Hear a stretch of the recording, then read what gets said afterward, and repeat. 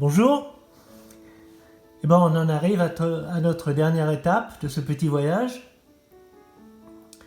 Et on va parler, comme je vous l'ai dit, de cosmologie. Alors,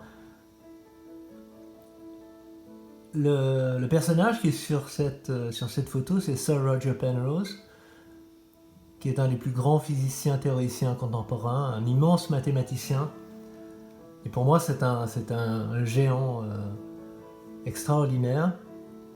Et je suis un fan absolu. Et je vais vous parler de lui par rapport au temps, bien sûr. Et je vais vous expliquer son idée sur l'émergence du temps. Mais avant, il faut que je vous présente très brièvement son idée sur la cosmologie, ce qui se passe dans l'univers. Alors, son idée, c'est la suivante. On a sur cette photo des univers qui se succèdent. Vous voyez, un Big Bang, et puis une phase d'expansion qui s'accélère, qui va s'accélérant. Et ça se renouvelle sans arrêt. Alors, c'est ce qu'on appelle la cosmologie cyclique conforme. Et je vais vous expliquer brièvement de quoi il en est, de quoi il en retourne.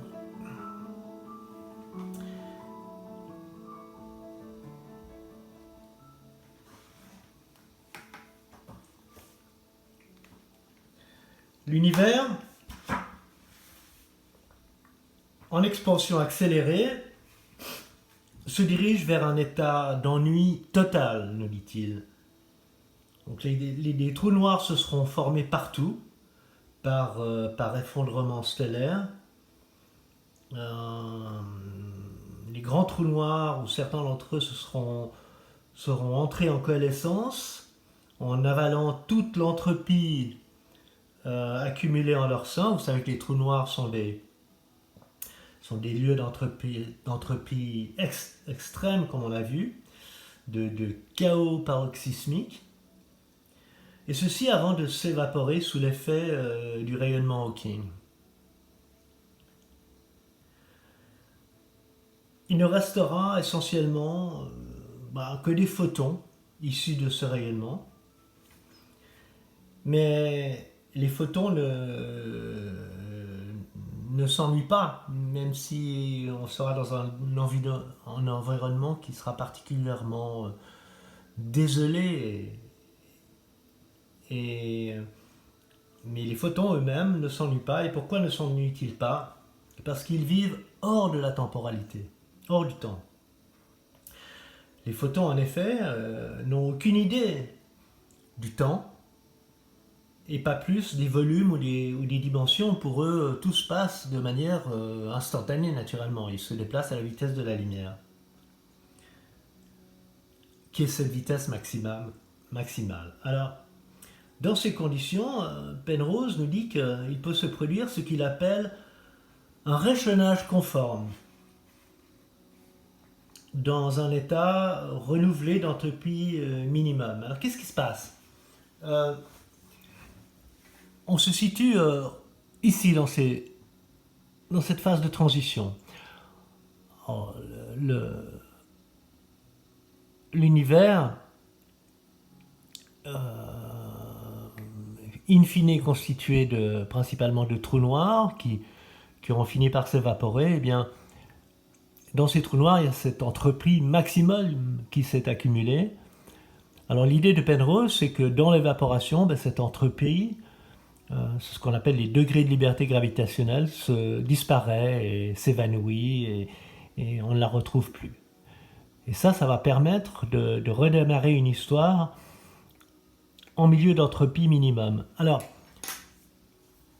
cette évaporation des trous noirs, c'est donc par le rayonnement Hawking que ça se fait, et ça c'est une conjecture qui prévoit que les particules virtuelles du vide, particules antiparticules qui s'annihilent instantanément, à l'horizon des événements d'un trou noir, la gravité étant tellement intense qu'elle a pour effet de diviser le couple de particules et d'en libérer une qui va pouvoir s'échapper, et si elle arrive à s'échapper, celle-là, elle va pouvoir emporter toute l'énergie du couple avec elle, ce qui va laisser l'autre pauvre particule avec de l'énergie, ayant perdu toute l'énergie du couple, s'engouffrer dans le trou noir, et ce faisant, le trou noir va progressivement perdre de sa masse en quelque sorte perdre son appétit, et puis ça va conduire à son évaporation. Alors la question qui se pose, c'est de savoir quid de toute cette entropie qui a été accumulée à l'horizon des événements,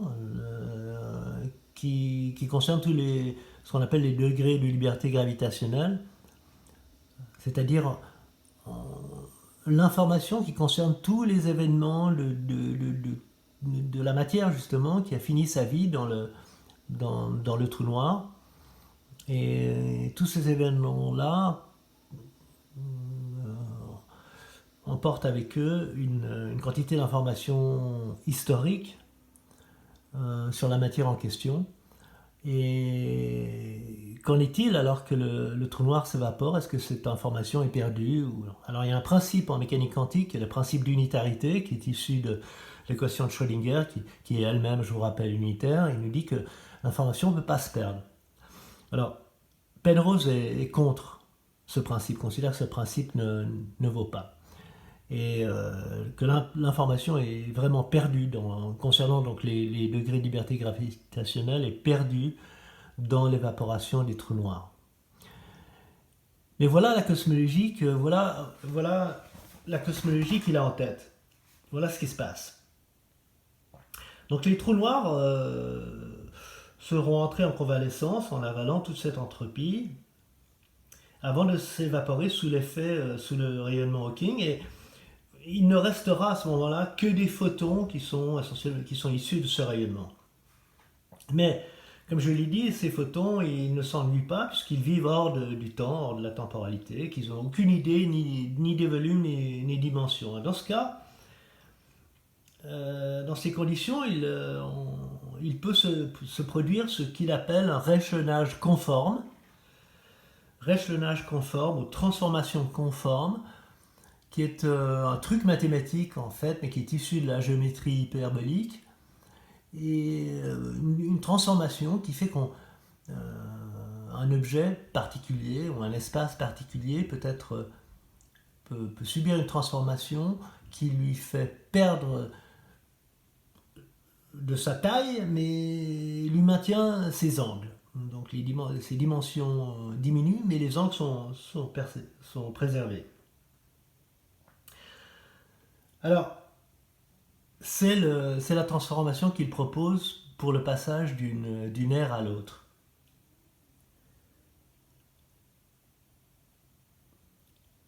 Et donc dans ces conditions, puisqu'il y a réchelonnage conforme, cette transformation va permettre à l'univers de se retrouver dans un état renouvelé d'entropie minimum. On a vu que toute l'entropie avait disparu dans l'évaporation des trous noirs. Et donc, l'univers se retrouve dans un état d'entropie minimum, en fond exactement les conditions qui prévalent au Big Bang. Un nouveau Big Bang en quelque sorte. Alors la perte de l'information au sein des trous noirs est indispensable naturellement pour permettre ce recalibrage, ce réchelonnage, puisque les photons doivent avoir aucune mémoire, aucun souvenir de leur vie antérieure pour pouvoir accepter le fait qu'on leur fait subir cette transformation conforme, ce réchelonnage conforme. Donc, vous vous rappelez, j'ai parlé d'entropie minimum à l'orée d'une phase d'expansion de l'univers. Eh bien, souvenez-vous la deuxième loi de la thermodynamique qui nous dit que l'entropie ne va que croissant, et par déduction, quand on passe le film de l'univers à l'envers, on tombe sur le niveau de plus basse entropie. Si l'histoire de l'univers se déroule par succession de phases, comme il le prévoit, de phases d'expansion, eh bien le démarrage de chaque phase se fait en milieu d'entropie la plus faible. Et c'est précisément la perte de l'information et des degrés de liberté dans la déchetterie des trous noirs qui va permettre de réinstaurer par ce réchelonnage conforme qu'il prévoit un milieu privilégié, très dense, très chaud, enfin de très haute température, faisant renaître un bébé univers tout neuf et dans son bain de lumière, débarrassé du désordre, du chaos et des souvenirs de sa vie antérieure. Alors pas besoin d'en passer par une phase de contraction précédant la phase d'expansion, comme l'envisagent certaines théories rivales, qui suggèrent par exemple un rebond. Et on n'a pas besoin non plus de gravité quantique là, pour expliquer ce scénario, à l'exception naturellement de l'évaporation des trous noirs, qui elle-même est de nature quantique. Alors voilà son idée. Et on voit ici dans l'image de droite qu'au fond, il y a un réchelonnage conforme qui remet les pendules à l'heure. Ions, ce sont les aires d'expansion qui se succèdent. Crossover, c'est le passage d'une ère à une autre, avec ce fameux conformal rescaling, réchelonnage conforme. On peut faire confiance à Sir Roger Penrose que cette hypothèse est formalisée mathématiquement d'une manière très précise et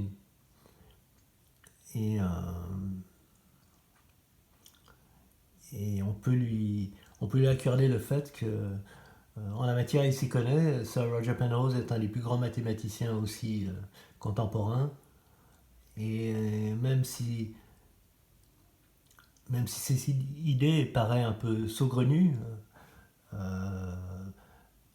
du point de vue mathématique, il est évident qu'elle est parfaitement bien formalisée. Mais il se trouve d'ailleurs que, du point de vue observationnel, il y a eu, je crois que c'était l'an passé ou il y a 2 ans, des observations qui ont été faites dans le fond diffus cosmologique qui montrent des traces de ce qui aurait pu être des informations provenant d'une ère antérieure qui aurait passé la phase de transition et qu'on retrouverait maintenant dans le fond diffus cosmologique. Et ça, ce sont les informations qui sont relatives à l'évaporation des trous noirs, qui auraient laissé des traces qu'on pourrait voir et qui auraient passé par la phase de transition et qu'on pourrait voir maintenant dans le fond diffus cosmologique. Alors j'ai parlé d'entropie minimum. Alors que la transition se fait et puis qu'on est reparti dans une nouvelle phase, cette histoire d'entropie a posé un problème à Sir Roger dans la mesure où, eh bien, paradoxalement, quand on passe le film de l'univers à l'envers, on devrait normalement tomber sur l'entropie minimum, deuxième loi de la thermodynamique oblige. Eh bien, qu'est-ce qu'on voit? Eh bien, on voit le rayonnement du fond diffus cosmologique et ça, c'est paradoxalement une indication que l'entropie y est maximum. C'est un état d'équilibre thermodynamique d'entropie maximum. Et c'est quand même paradoxal. On regarde en arrière, on tombe sur le Big Bang ou sur cette première lumière du fond diffus cosmologique et on voit une situation d'entropie maximum dans la mesure où il s'agit d'un état d'équilibre thermodynamique. C'est quand même bizarre. Normalement, en remontant l'histoire de l'univers à l'envers, on devrait tomber sur un niveau d'entropie minimum. Alors, on a tiré à la conclusion que, certes, c'est un palier d'équilibre thermodynamique d'entropie très élevé, mais l'entropie en question, c'est l'entropie matière-lumière, et que les degrés de liberté gravitationnelle n'étaient pas encore activés. Et que cette entropie-là ne comportait pas l'entropie relative à la gravité. Alors, son idée, c'est que les degrés de liberté gravitationnelle s'enclenchent, commencent à s'activer à ce moment-là, et puis évidemment, dans l'histoire de l'univers, l'entropie ne fait que croître pour atteindre son paroxysme dans les trous noirs. Alors au fond, ce niveau d'entropie matière-lumière est un premier palier d'équilibre thermodynamique, mais ensuite, eh bien, le chemin de l'entropie continue à se poursuit et les degrés de liberté gravitationnelle s'activent et puis à partir de ce moment-là, l'entropie continue sa course pour devenir paroxysmique, énorme, monumentale dans les trous noirs. Et donc, voilà son idée. Et maintenant, je vais vous dire ce qu'il pense de l'émergence du temps.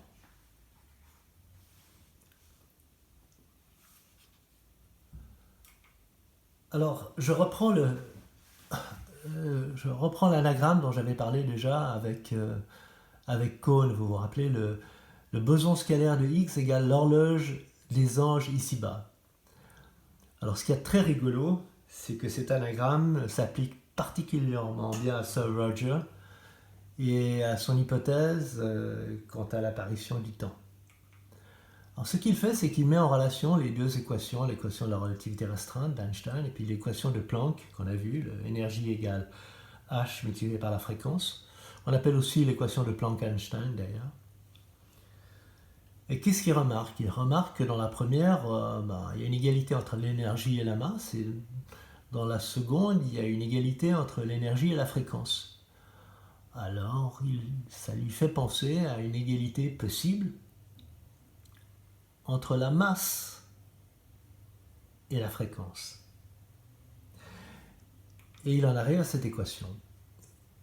Donc, qui met en égalité la fréquence, c'est le petit v qu'on a, égale masse multiplié donc par la vitesse de la lumière au carré divisé par h, la constante de Planck.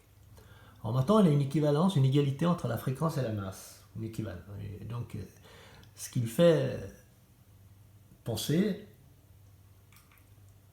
au fait que, effectivement, la masse au repos des particules de matière apparaît avec le champ de Higgs, comme on sait.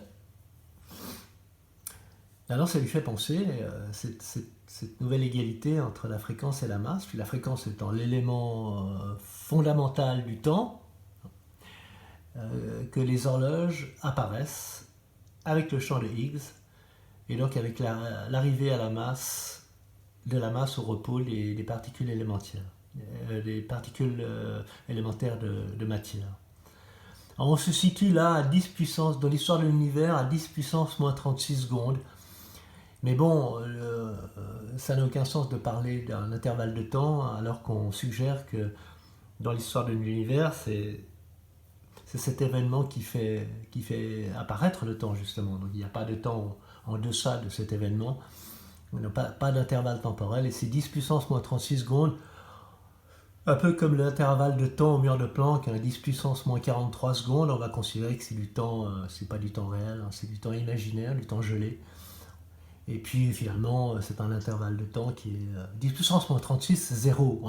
Pour un physicien, 10 puissance moins 36, c'est vraiment 0. Donc voilà, ça c'est l'émergence du temps. Elle apparaît une fraction milliardième de seconde, milliardième de seconde après le Big Bang, alors que le champ de Higgs apparaît, fait son entrée en scène et octroie aux particules massives leur masse au repos.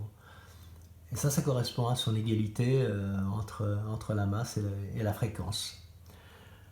Alors voilà, ça c'est son idée sur l'émergence du temps.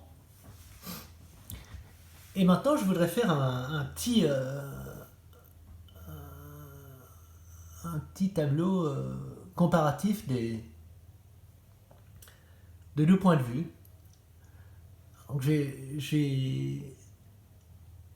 j'ai marqué l'espace des configurations à gauche, donc c'est l'espace de Hilbert, ou l'espace qui est décrit par la mécanique quantique, et puis à droite, l'espace-temps, qui est l'espace que décrit la physique classique.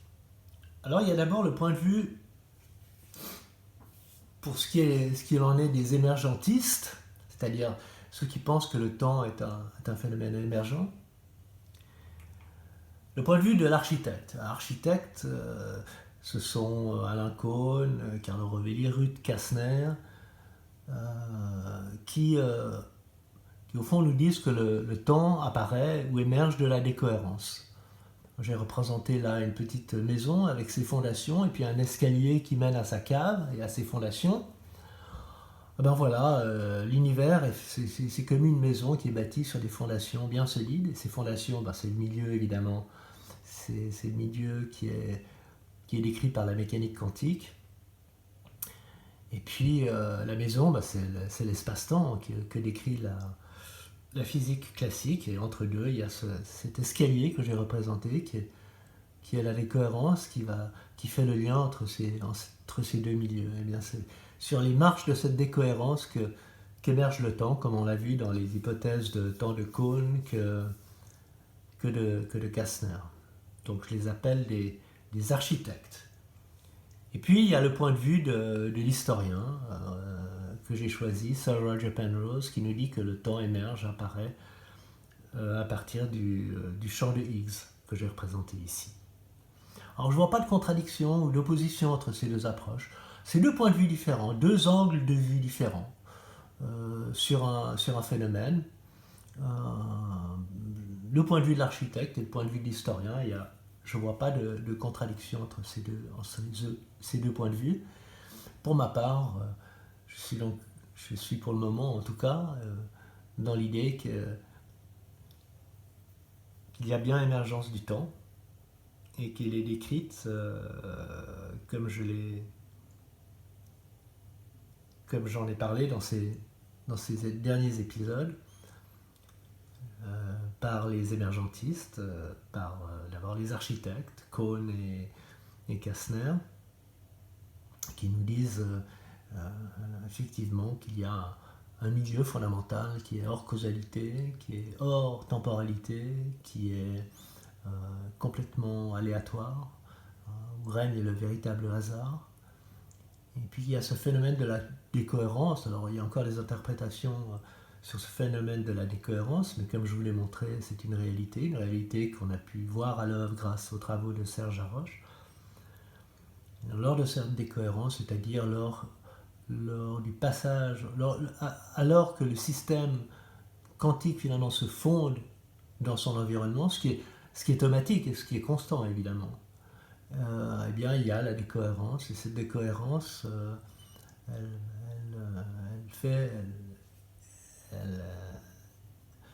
permet d'entrer en scène la deuxième loi de la thermodynamique, et qui s'applique à l'espace-temps. Et avec elle, eh bien c'est la causalité qui entre en scène, c'est le déterminisme de l'espace-temps. Et donc ça c'est le point de vue des architectes. La démonstration de Kohn est, comme je l'ai dit, tout à fait en ligne avec cette idée, c'est-à-dire que le système quantique finalement est doté de cette variabilité fondamentale qui va se mettre en route et va prendre tous ses effets alors que le système est plongé dans le bain thermique, et ceci par la décohérence. Enfin, c'est mon idée, parce que je rapproche les deux points de vue, celle de Kohn et de Kastner. Et donc c'est à cette occasion-là que le système se fonde dans l'espace-temps et se soumet à ces règles qui sont le fait que la causalité est une réalité, que c'est un espace qui est déterministe, et puis qu'il est sous l'égide de la seconde loi de la thermodynamique, hein, qui nous indique le chemin de l'entropie, comme j'en ai parlé. Et puis il y a le point de vue de l'historien, ça c'est Sir Roger Penrose, qui nous dit simplement que cet événement, l'émergence du temps, apparaît alors que les particules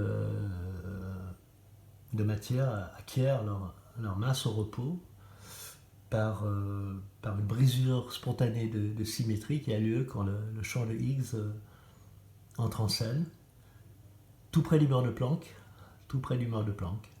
Et ça, c'est le point de vue de l'historien qui regarde la question comme sur le plan de l'histoire de l'univers. Donc d'un côté, les architectes qui regardent comment l'univers est construit, avec ses fondations et sa maison, et puis de l'autre côté, l'historien qui regarde quelle est l'histoire de l'univers. Voilà, on est arrivé au bout. Le temps, j'ai montré ici deux photos de là d'où il vient et là où il s'en va. Alors, où il vient, j'ai repris une photo en fait qui est censée représenter le milieu qui est décrit par la mécanique quantique. Et il se trouve que ce n'est pas une photomontage, c'est une véritable photo d'un couple de photons intriqués. Je crois qu'elle a été prise, je ne sais pas, en 2015, je crois. Bref, c'est une véritable photo, c'est pas un photomontage. On a réussi à prendre en photo des photos intriquées. Alors là d'où il vient, et puis là où il s'en va, eh bien peut-être qu'il termine sa vie dans les trous noirs. Voilà, je vous remercie beaucoup. On est au bout et eh bien merci beaucoup d'être resté avec moi pendant ces 5 épisodes. Ça c'est un petit bouquin que j'ai écrit donc sur le temps. Et il est édité aux éditions Edilivre et on peut le trouver si ça vous intéresse à la FNAC ou chez Amazon. Merci beaucoup. Excellente soirée ou très bonne journée. Et puis peut-être à bientôt. En attendant, prenez soin de vous et restez à la maison.